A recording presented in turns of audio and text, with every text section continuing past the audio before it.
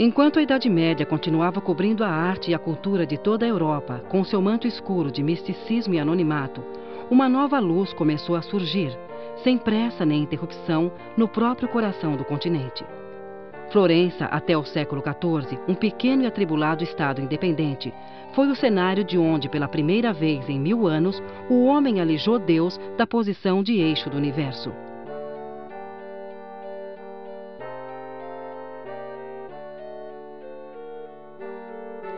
Amparada na opulência e liberalidade dos Médici, senhores indiscutíveis da capital toscana, floresceu uma geração de artistas e pensadores que se atreveram a lançar o olhar para muito além do que a Igreja havia permitido até então.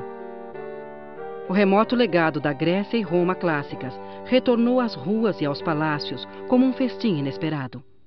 Figuras mitológicas nas praças, nus nos tetos das catedrais, alegorias pagãs, pintadas de parede a parede na sede do governo. Era uma revolução total, um começar do zero, um despertar flamejante. Nada mais, nada menos que um renascimento.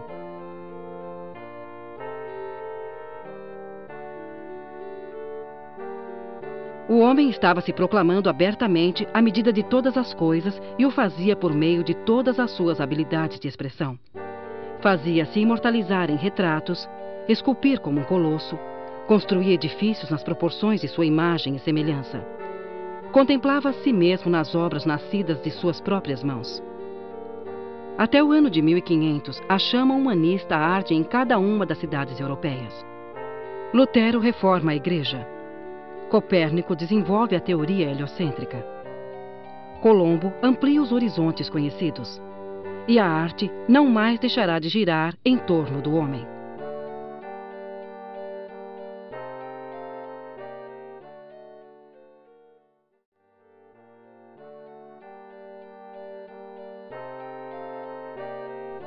Embora todos os mestres renascentistas tivessem interesses em comum, como o estudo da perspectiva e a inspiração nas proporções clássicas, cada artista percorreu o caminho para o ideal estético, obedecendo aos impulsos de seu próprio caráter.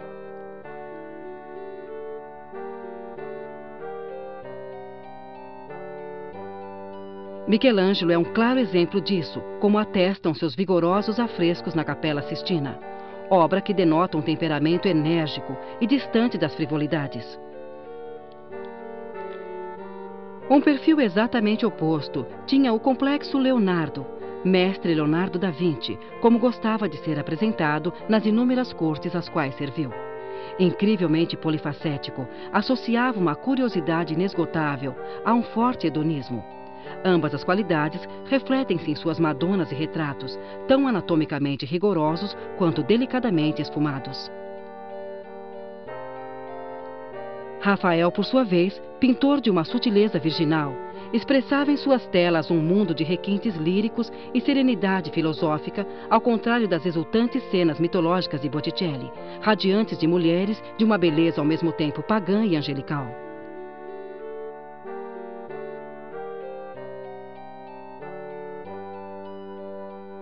Seria injusto não mencionar entre os grandes desse importante período o holandês Van Eyck, considerado o inventor da pintura a óleo, e o alemão Dürer, elo de ligação entre o gótico do norte europeu e o renascimento meridional.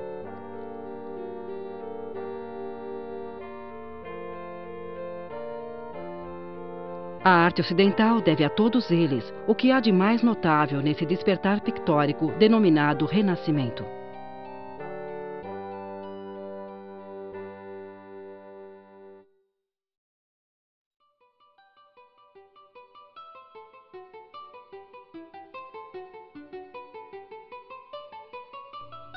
Como todo organismo vivo, o Renascimento teve um nascimento, um apogeu e uma decadência. E se seu berço foi Florença, a delicada cidade do rio Arno, sua queda não poderia ter um marco mais adequado que a portentosa e milenar cidade do Tibre. Roma, com sua suntuosa corte papal, havia se enaltecido desde o começo pelas expressões mais grandiloquentes do Renascimento. Sempre ávida por novas diversões com que amenizar a contínua chegada de embaixadores e zelosa na manutenção da pompa exigida para a sede de Cristo na Terra, a capital dos Estados Pontifícios acabara reunindo em seu seio os artistas mais afeitos à malversação imaginativa e estilismos extremos. Foi assim que, por volta do ano de 1520, o que for equilíbrio passa a ser visto como franca austeridade. A perfeição técnica adquirida ao longo de 150 anos de redescobrimentos clássicos e inspiração começa a se consumir de modo incontrolável, numa profusão de extravagâncias que parecem confundir tudo. Os palácios e templos ficam abarrotados de peças inacreditáveis, avidamente encomendadas pelo alto clero e pela nobreza. É o maneirismo. Tudo é maneira e só maneira. A forma pela própria forma. São os tempos dos jardins labirínticos, das alegorias teatrais e dos quadros multicoloridos, preciosistas até não poder mais. Também é uma era de voraz religiosidade, de construção de igrejas absurdas, nas quais as luzes caprichosas mal iluminam as enormes naves, além de tudo, assimétricas e com uma profusão de grinaldas, caracóis, volutas, espirais, todo tipo de fantasias ornamentais.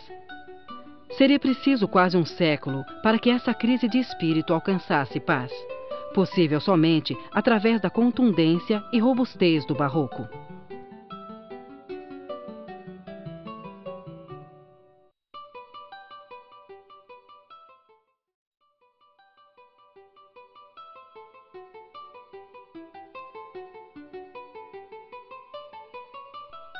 Os maneiristas, em sua maioria concentrados na cidade de Roma entre os anos de 1520 e 1610, foram a ponte que permitiu a transição do Renascimento para o Barroco.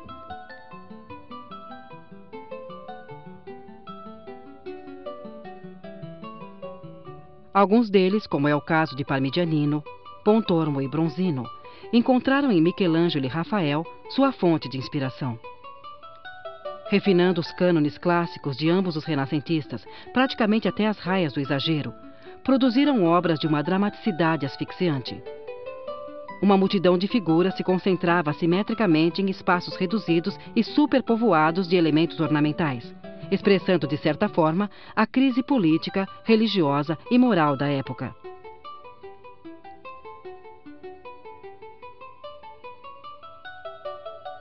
Essa tensão e complexidade tiveram seu equivalente escultórico em Cellini, com suas estátuas dotadas de um dinamismo e plasticidade inusitados, que era também um ourive singular.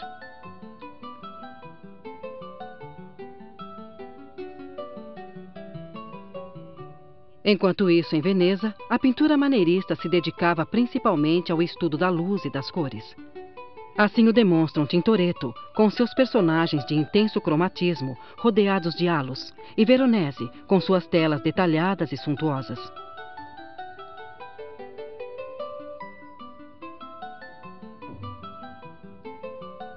Fora da Itália, outros cultores dessa estilização extrema denominada maneirismo foram El Greco, que na Espanha criou um universo de formas e cores de uma austeridade espectral, e Arcimboldo, que, ao contrário, plasmou para a corte de Praga uma espécie de quebra-cabeça opulento à base de frutas, flores e animais.